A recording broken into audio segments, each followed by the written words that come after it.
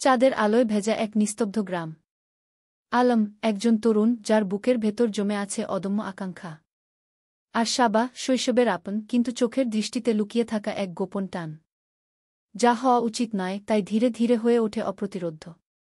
নিষিদ্ধ সম্পর্কে জড়িয়ে পড়ে তারা দুজন, যেখানে প্রতিটি মুহূর্তে লুকিয়ে থাকে ভয়, অপরাধবোধ আর দম বন্ধ করা রোমাঞ্চ। এক রাত বদলে দেয় তাদের জীবন। চোখে চোখ, নিঃশ্বাসে নিঃশ্বাস, আর চাঁদের আলোয় ভেজা এক গোপন প্রতিশ্রুতি। আজ রাতে আমাকে ছাড়িস না গি। এটা শুধু প্রেম নয়, এটা হলো এক নিষিদ্ধ টান, যেখানে প্রতিটি ছোঁয়া, প্রতিটি ফিসফিসে কথা তাদের আরও গভীরে টেনে নেয় অন্ধকারে। ঢাকা শহরের ব্যস্ততার ভেতরেই আলমের জীবনটা ছিল খুব নিঃসঙ্গ। দিনভর অফিস, তারপর খালি ফ্ল্যাটে ফিরে একা একা কাটানো রাত। কিন্তু সেই রাতের নিঃসঙ্গতা ভাঙল হঠাৎ করেই, যখন পাশের ফ্ল্যাটে এল নতুন ভাড়াটে, সাবা। প্রথম দিনই বারান্দায় কাপড় শুকাতে এসে সাবার চোখে চোখ পড়ল আলমের। অদ্ভুত ঝিলিক ছিল সেই দৃষ্টিতে, যেন অনেক অজানা গল্প লুকিয়ে আছে। আলম তাকিয়ে রইল, তারপর হঠাৎ লজ্জায় চোখ ফিরিয়ে নিল। কিন্তু সেই দৃষ্টি তার বুকের ভেতর ঢেউ তুলল। দিন গড়িয়ে গেল, আর তাদের চোখাচোখি যেন অভ্যাসে পরিণত হল। প্রতিবার সাবার ঠোঁটে হাসি ফুটলে আলমের বুকের ভেতর কেমন অস্থিরতা কাজ করত। এক রাতে হঠাৎই বিদ্যুৎ চলে গেল। পুরো ফ্ল্যাট অন্ধকারে ডুবে গেল। বারান্দায় দাঁড়িয়ে আলম শুনতে পেল সাবার ঘর থেকে ভয়ের সুরে ডাক। আলম ভাই, একটু মোমবাতি আছে আপনার কাছে? আলম তাড়াতাড়ি একটা মোমবাতি নিয়ে গেল। দরজা খুলতেই সাবার মুখে মোমের আলো পড়ে ঝলমল করে উঠল। অন্ধকার ঘর, চারপাশ নিস্তব্ধ, আর সেই আলোয় তাদের চোখ একে অপরের সাথে আটকে গেল। সাবার ঠোঁট শুকিয়ে এলো, সে ধীরে বলল, এই অন্ধকারটা খুব অদ্ভুত লাগে আমার। আলমের হাত মোমবাতি ধরছিল, কিন্তু হঠাৎই তার আঙুল ছুঁয়ে গেল সাবার আঙুলে। দুজনেই থমকে গেল। সেই ছোঁয়া যেন শরীরের ভেতর আগুন জ্বালিয়ে দিল। মুহূর্তটা ছিল নিঃশব্দ, কিন্তু নিঃশব্দেই গড়ে উঠল এক ঝড়। আলম অনুভব করছিল সাবার নিঃশ্বাস তার মুখের খুব কাছাকাছি। বাইরে তখন বৃষ্টি নামছিল, ঝড়ের শব্দ হচ্ছিল, আর ভেতরে নেমে এসেছিল আরেক ঝড়, ভালোবাসা আর রোমাঞ্চের ঝড়। তারা দুজনেই জানত এই সম্পর্কের পথ সহজ নয়। কিন্তু সেই অন্ধকার ঘরে মোমের ক্ষীণ আলোয় তারা বুঝতে পারল, কিছু অনুভূতি আটকানো যায় না। মোমবাতির ক্ষীণ আলোয় সাবার চোখে ভয়ের ছায়ার বদলে অন্যরকম একটা ঝিলিক দেখা গেল। সে আলমের দিকে তাকিয়ে থাকল কিছুক্ষণ, যেন কিছু বলতে চাইছে, কিন্তু বলতে পারছে না। আলমের বুকের ভেতর তখন ঝড় বইছে। সে বুঝতে পারছিল এই মুহূর্তে একটা সীমারেখা আছে, যেটা পার হয়ে গেলে আর ফেরার উপায় থাকবে না। কিন্তু সাবার চোখের গভীরতা যেন টেনে নিচ্ছিল তাকে। সাবা আস্তে বলল, আপনার সাথে থাকলে ভয়টা কমে যায়। কথা শেষ করতে না করতেই তার কণ্ঠ কেঁপে উঠল। আলম মোমবাতি টেবিলে রেখে ধীরে ধীরে এগিয়ে এল। দুজনের মাঝে দূরত্ব খুব সামান্যই ছিল। হঠাৎই বাইরে এক প্রচণ্ড বজ্রপাত হল, পুরো ঘরটা সাদা আলোয় ভেসে উঠল এক মুহূর্তের জন্য। সেই আলোয় দুজনের মুখ আরও কাছে এল। সাবার ঠোঁট শুকনো, কিন্তু কাঁপছিল সামান্য। আলমের শ্বাস গরম হয়ে পড়েছিল। এক মুহূর্তের দ্বিধার পর সে সাবার হাতটা নিজের হাতে নিয়ে নিল। সাবা আতকে উঠলেও হাত ছাড়াল না, বরং তার চোখ বন্ধ হয়ে এল ধীরে ধীরে। মনে হচ্ছিল অন্ধকার ঘরে বাইরের ঝড়ের সাথে সাথে তাদের ভেতরেও আরেকটা ঝড় জন্ম নিচ্ছে। মোমবাতির আলো কাঁপছিল, আর সেই আলোয় দুজনের ছায়া মিশে যাচ্ছিল একে অপরের সাথে। হঠাৎ সাবা ফিসফিস করে বলল, আমরা কি ঠিক করছি আলম? আলম তার চুলের গন্ধে ডুবে গিয়ে উত্তর দিল, ভালোবাসা কখনো ভুল হয় না, হয় শুধু অস্বীকার। সেই কথার সাথে সাথে সাবা তার বুকের কাছে আরও এগিয়ে এল। বাইরে বৃষ্টি তখন জানালায় আছড়ে পড়ছিল, কিন্তু ভেতরে তাদের নিঃশ্বাস একসাথে মিশে যাচ্ছিল উত্তপ্ত আবেগে। বৃষ্টির শব্দ যেন এক অদ্ভুত সুর বাজাচ্ছিল, আর সেই সুরে সাবা আর আলমের শরীরের ভেতর জমে থাকা উত্তেজনা আরও বাড়ছিল। তারা দুজনেই জানত এটা এক অজানা পথে পা বাড়ানো, তবুও নিজেদের আটকে রাখতে পারছিল না। আলম সাবার মুখের খুব কাছে ঝুঁকে এল।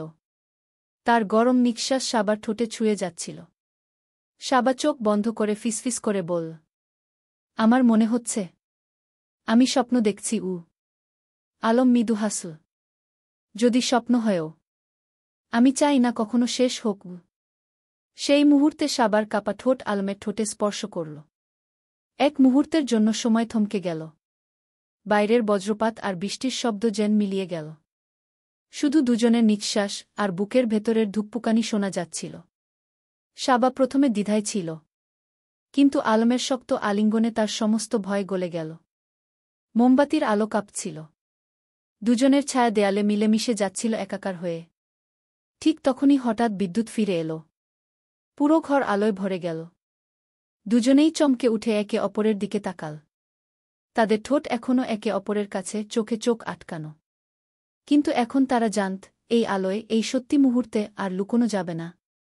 সাবার বুকের ভেতর কাঁপন থামছিল না। সে ধীরে বলল, আলম, এবার কি হবে? আলম গভীর দৃষ্টিতে তাকিয়ে রইল তার দিকে। তারপর নিচু গলায় উত্তর দিল, এবার থেকে তুই আর আমি, আমাদের কাহিনী নতুনভাবে লেখা শুরু হল। খুব বিদ্যুতের আলো ফিরে আসতেই সাবা দ্রুত এক পা পিছিয়ে গেল। মনে হচ্ছিল সে হঠাৎ বাস্তবতার সামনে দাঁড়িয়ে গেছে। তার ঠোঁট কাঁপছিল, চোখে ভয়, আবার সেই ভয়ে এক অদ্ভুত টান লুকানো ছিল। আলম তাকিয়ে রইল তার দিকে। চোখে ভরা দ্বিধা, কিন্তু বুকের ভেতরে ঢেউ খেলে যাচ্ছিল। সে ধীরে বলল, সাবা, যদি এটা লুকিয়ে রাখতে হয়, তবুও আমি পিছিয়ে আসব না গি। সাবা ঠোঁট কামড়ে নিচু গলায় বলল, কিন্তু আলম, আমি তো জানি না আমাদের ভবিষ্যৎ কোথায় যাবে। এভাবে যদি কেউ দেখে ফেলে, এই সমাজ কি মেনে নেবে? আলম এগিয়ে এসে তার হাত শক্ত করে ধরল। সমাজকে ভুলে যা। তুই শুধু বল, তুই কি আমায় চাই? সাবার চোখ ভিজে উঠল। সে কিছুক্ষণ চুপ করে থেকে খুব আস্তে মাথা নেড়ে দিল। চাই উ। এই একটা শব্দেই আলমের ভেতর আগুন জ্বলে উঠল। সে সাবাকে বুকের কাছে টেনে নিল, আর তাদের ঠোঁট আবার মিলল এক অস্থির, দীর্ঘ চুম্বনে। বাইরের ঝড় থেমে গিয়েছিল, কিন্তু ঘরের ভেতর তখনও ঝড় বইছিল। মিনিটগুলো কেটে যাচ্ছিল, অথচ সময় যেন থেমে গিয়েছিল। তাদের হাত, তাদের দৃষ্টি, সবকিছু একে অপরের সাথে মিশে যাচ্ছিল। কিন্তু হঠাৎই দরজায় টকটক শব্দ হল। সাবা আতকে উঠে আলমের বুক থেকে সরে গেল। বাইরে একজনের গলা ভেসে এল, সাবা, দরজা খোলা রাখছিস কেন? সাবার বুক ধক করে উঠল। এটা তার এক আত্মীয়ের গলা, যে মাঝে মাঝে রাতেও খোঁজ নিতে আসে। সে ফিসফিস করে বলল, আলম, এখন যদি কেউ তোকে দেখে ফেলে, সব শেষ গ। আলম তীক্ষ্ণ দৃষ্টিতে তার দিকে তাকাল। তাহলে আমাকে লুকাতে হবে। কিন্তু সাবা, মনে রাখিস, এই রাতের শুরুটা আর কখনো মুছে ফেলা যাবে না গি। দরজার শব্দ আরও জোরে হল। সাবা, শুনতে পাচ্ছিস না? সাবার বুক কাঁপছিল ভয়ে। আলম তখনও ঘরের ভেতর দাঁড়িয়ে, তার চোখে আগুন আর অস্থিরতা। সাবা তাড়াতাড়ি ফিসফিস করে বলল, ওরা যদি এখন তোকে দেখে ফেলে, আমি শেষ হয়ে যাব। তুই ওগ। আলম গভীর শ্বাস নিয়ে জানালার দিকে তাকাল। পিছনের বারান্দা দিয়ে বের হব। কিন্তু সাবাগু। সে থেমে গিয়ে সাবার চোখে চোখ রাখল। এই রাতের যা হল, সেটা ভুলে যাস না আগে। সাবার ঠোঁট কেঁপে উঠল। সে আলমের হাত শক্ত করে ধরল এক মুহূর্তের জন্য। চোখে ভয়, আবার সেই ভয়ের ভেতরেও এক অদ্ভুত আকর্ষণ। আমি কখনো ভুলব না গি। আলম দ্রুত জানালা দিয়ে বের হয়ে গেল। মুহূর্তের মধ্যেই দরজা খুলল সাবা। বাইরে দাঁড়িয়ে ছিল তার খালাতো ভাই, হাতে একটা টর্চ। আরে, এত দেরি করলি কেন? বিদ্যুৎ গেল বলে চিন্তা হচ্ছিল উ। সাবা জোর করে হেসে বলল, আসলে মোমবাতি খুঁজছিলাম ঘ। ভাই কিছু না বলে ভেতরে ঢুকল, চারপাশে একবার তাকাল। তার দৃষ্টি একটু সন্দেহজনক লাগল সাবার কাছে। কিন্তু সে কিছু জিজ্ঞেস করল না। রাত গভীর হল। আলম নিজের ফ্ল্যাটে ফিরে জানালার পাশে বসেছিল। তার শরীর এখনও উত্তপ্ত, বুকের ভেতর ধুকপুকানি থামছিল না। সে জানত, আজ থেকে তার আর সাবার মধ্যে শুধু প্রতিবেশীর সম্পর্ক রইল না। এটা অন্য কিছু, অদ্ভুত কিছু। নিষিদ্ধ, তবুও অপ্রতিরোধ্য। অন্যদিকে সাবা বিছানায় শুয়ে চোখ বন্ধ করেছিল। কিন্তু প্রতিবার চোখ বুঝলেই আলমের দৃষ্টি, তার গরম নিঃশ্বাস, সেই চুম্বন মনে পড়ছিল। তার ভেতরে ভয় আর আকাঙ্ক্ষা একসাথে নাচছিল। কিন্তু সে জানত, এ পথ শুরু হয়ে গেছে। এবার আর পেছনে ফেরা যাবে না। কয়েকটা দিন পার হল, কিন্তু আলম আর সাবার ভেতরের অস্থিরতা থামল না। বারান্দায় কাপড় শুকাতে গিয়েই চোখাচোখি, সিঁড়ি দিয়ে নামতে গিয়ে হঠাৎ ধাক্কা খাওয়া। প্রতিটি মুহূর্তে যেন একটা অদৃশ্য আগুন জ্বলছিল তাদের মাঝে। সাবা বারবার চোখ ফিরিয়ে নিত, কিন্তু তার বুকের ভেতর ধকধক শব্দ থামছিল না। আলমও বুঝতে পারছিল সাবা ইচ্ছে করেই এড়িয়ে চলতে চাইছে। তবুও তার চোখে লুকানো আকাঙ্ক্ষা ধরা পড়ে যাচ্ছিল। এক বিকেলে বৃষ্টি নামল শহরে। আলম অফিস থেকে ফেরার পথে ভিজে ভিজে উঠোনে ঢুকল। হঠাৎই দেখল সাবা বারান্দায় দাঁড়িয়ে আছে। চুল ভিজে গড়িয়ে পড়ছে কাঁধ বেয়ে, সালোয়ার কামিজের ভেজা কাপড়ে শরীরের রেখাগুলো স্পষ্ট হয়ে উঠেছে। তাদের চোখ মিলতেই সাবা লজ্জায় চোখ নামিয়ে নিল। কিন্তু তার ঠোঁটে এক অদ্ভুত হাসি খেলে গেল। আলমের বুক ধক করে উঠল। সে সোজা সিঁড়ি বেঙে ওপরে উঠল। বারান্দায় দাঁড়িয়ে খুব নিচু গলায় বলল, আমায় এভাবে পাগল বানাচ্ছিস কেন সাবা? সাবা চমকে তাকাল, চারপাশ ফাঁকা। তারপর ফিসফিস করে বলল, তুই না বুঝলেই ভালো। এসব ঠিক না আলম। আলম এগিয়ে এল আরও কাছে। ঠিক না হলেও সত্যি। তুই কি আমাকে চাস না? সাবা কিছু বলল না। কেবল তার বুক ওঠানামা করছিল দ্রুত। তার নিঃশ্বাস মিশে যাচ্ছিল বৃষ্টির ভেজা গন্ধের সাথে। এক মুহূর্তের জন্য সময় থেমে গেল। আলম হাত বাড়িয়ে সাবার চুলের ভেজা গোছা সরিয়ে দিল কানের পেছনে। সাবার চোখ বন্ধ হয়ে এল, শরীর কেঁপে উঠল। বৃষ্টি তখন আরও জোরে নামছিল। আর তাদের মাঝেও জন্ম নিচ্ছিল এক অদৃশ্য ঝড়। ভালোবাসার, নিষিদ্ধ আকর্ষণের আর অস্থির উত্তেজনার ঝড়। ঠিক তখনই নিচে থেকে কারো ডাক শোনা গেল, সাবা, কোথায় তুই? সাবা আতকে উঠল, হঠাৎই আলমের হাত ছাড়িয়ে ভেতরে দৌড়ে গেল। আলম দাঁড়িয়ে রইল বারান্দায়, বুকের ভেতর আগুন নিয়ে। সে জানত এই খেলা যত দিন যাবে ততই বিপজ্জনক হবে। কিন্তু এবার আর থামা সম্ভব নয়। সেদিনের পর থেকে আলম আর সাবার মাঝে এক অদ্ভুত নীরবতা তৈরি হল। কথা কম হচ্ছিল, চোখাচোখি হলে দুজনেই হঠাৎ অন্য দিকে তাকিয়ে যেত। কিন্তু ভেতরে ভেতরে দুজনেরই আকাঙ্ক্ষা বাড়ছিল আগুনের মতো। এক রাতে বাড়ির সবাই ঘুমিয়ে পড়েছে। আলম বারান্দায় দাঁড়িয়েছিল, চাঁদের আলোয় ভেজা উঠোনে অদ্ভুত নীরবতা। হঠাৎই সাবার ঘরের জানালায় হালকা শব্দ হল। আলম তাকিয়ে দেখল সাবা দাঁড়িয়ে আছে, জানালার পর্দা সামান্য সরিয়ে।